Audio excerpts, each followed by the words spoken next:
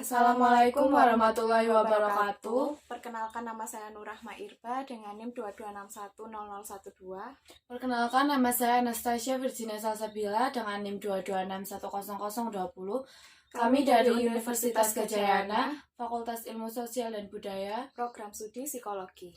Kami akan menjelaskan apa itu filsafat menurut pendapat beberapa tokoh. Filsafat menurut Hasbullah Bakri adalah ilmu yang secara spesifik mendalami tentang ilmu alam semesta, mendalami manusia dan mendalami ketuhanan demi menghasilkan pengetahuan lebih jauh, memikirkan ilmu tersebut hingga ke esensinya untuk menemukan makna filosofinya.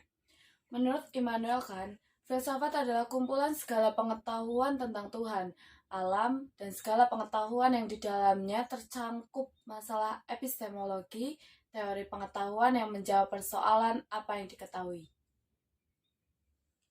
Aristoteles berpendapat bahwa filsafat adalah ilmu atau pengetahuan yang meliputi kebenaran yang terkandung di dalamnya ilmu-ilmu metafisika, logika, retorika, etika, ekonomi, politik, dan estetika. Menurut Socrates, ia menyebutkan bahwa filsafat adalah ilmu yang berupaya untuk memahami hakikat alam dan realitas ada dengan mengandalkan akal budi. Menurut Al-Farabi, filsafat adalah ilmu mengenai yang ada, yang tidak bertentangan dengan agama, bahkan sama-sama bertujuan mencari kebenaran. Menurut René Descartes, ia menjelaskan bahwa filsafat adalah ilmu pengetahuan tentang hakikat bagaimana alam mewujudkan yang sebenarnya.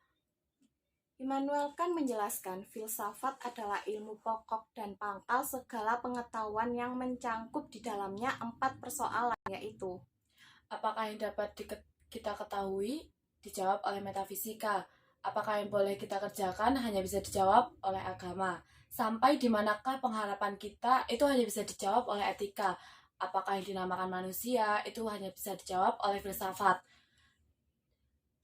Sidi Ghazalba dalam Sistematika Filsafat menjelaskan bahwa filsafat adalah hasil kegiatan berpikir yang radikal, sistematis, dan universal. Kata radikal berasal dari bahasa Latin radix yang artinya akar. Filsafat bersifat radikal, artinya permasalahan yang dikaji, pertanyaan-pertanyaan yang diajukan, dan jawaban yang diberikan bersifat mendalam sampai akar-akarnya. Mengutip buku Ajar Filsafat Pendidikan, Harold Haptitus mengemukakan pengertian filsafat dalam arti sempit maupun dalam arti luas. Dalam arti sempit, filsafat diartikan sebagai ilmu yang berkaitan dengan metodologi atau analisis bahasa secara logis dan analisis makna-makna. Definisi filsafat menurut Sina dalam kitabnya Risalah Tabi'iyah Falsafah adalah hikmah mencari kesempurnaan hidup manusia dengan menggambarkan segala urusan dan membenarkan segala hakikat baik yang teoritis maupun praktis menurut kader manusia. Padahal kata philo dan sophia apabila digabung tidak menjadi kata filsafat. Kata filsafat dalam istilah Indonesia berasal dari kata falsafah ataupun kemungkinan terjadinya gabungan dua kata fil dan safah menjadi kata filsafat. Namun kata filsafat ini masih menjadi misteri, di mana kata filsafat itu sendiri. Definisi filsafat menurut Bertrand Russell, filsafat adalah suatu usaha menjawab masalah wujud tertinggi secara dalam dan secara kritis. Istilah filsafat sendiri berasal dari bahasa Yunani. Akar kata filsafat berasal dari kata philo dan sophia. Philo artinya kebenaran, sedangkan sophia artinya kebenaran, kebijakan, ataupun hikmah. Filsafat menurut Harun Nasution, filsafat adalah berpikir menurut logika dengan bebas tidak terikat dengan tradisi, dogma, dan agama sedalam mungkin hingga sampai ke dasar persoalan. Filsafat agama menunjukkan secara filosofis di manakah dalam diri manusia timbul agama. Apakah nilai diri agama itu sendiri, atau apakah Tuhan beneran ada atau nggak ada? Apa itu filsafat menurut agama? Filsafat agama yaitu suatu usaha yang membahas unsur-unsur pokok agama secara mendalam, rasional, logis, menyeluruh, sistematis, dan bebas. Filsafat agama sendiri adalah suatu usaha untuk menanyakan dan mempelajari hakikat agama secara logis, sistematis, rasional, mendalam, dan bebas. Filsafat agama menanyakan hakikat agama. Filsafat agama sampai kepada pengenalan yang transenden, absolut, dan persoalan. Pengertian filsafat agama. Setelah diketahui pengertian filsafat dan agama, maka definisi filsafat agama diperoleh dari gabungan keduanya, yaitu sebagai suatu usaha membahas tentang unsur-unsur pokok agama secara mendalam, rasional, menyeluruh, sistematis, logis, dan bebas.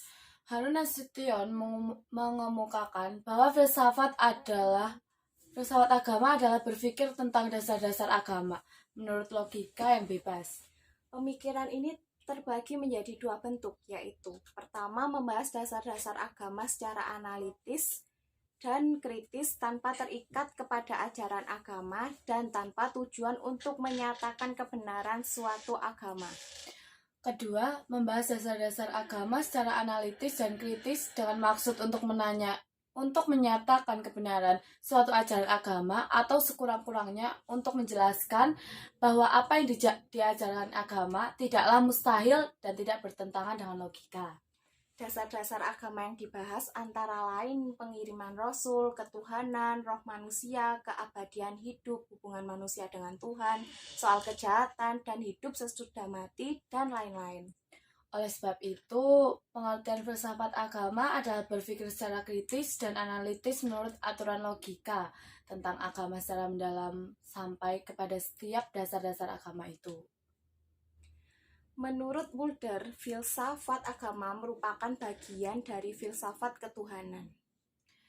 Filsafat ketuhanan sendiri termasuk filsafat sistematis yang mempelajari kosmos, manusia, dan Tuhan. James McGregor menekankan pembahasan filsafat agama pada kejelasan perbedaan antara hal yang menarik hati dalam agama dan berpikir tentang agama. Yang pertama adalah aktivitas hati, sedangkan yang kedua adalah aktivitas akal. Selanjutnya, Greger menyatakan bahwa pendekatan intelektual terhadap agama tidak akan memuaskan hati, karena pendekatan intelektual akan memuaskan akal. Dalam definisi yang dikemukakan oleh Greger, terlihat suatu pemilihan antara kegiatan hati dan akal. Daya akal menurutnya berfungsi sebagai penjelasan dan menganalisis ajaran agama. Adapun daya hati berfungsi untuk memuaskan perasaan penganut agama. Padahal kalau dilihat secara menyeluruh, kedua pendekatan tersebut perlu disenangi untuk menjelaskan dan memahami agama. Sekian penjelasan apa itu filsafat menurut beberapa tokoh. Mohon maaf kalau ada kesalahan kata ataupun kesalahan kita dalam menjelaskan. Terima kasih.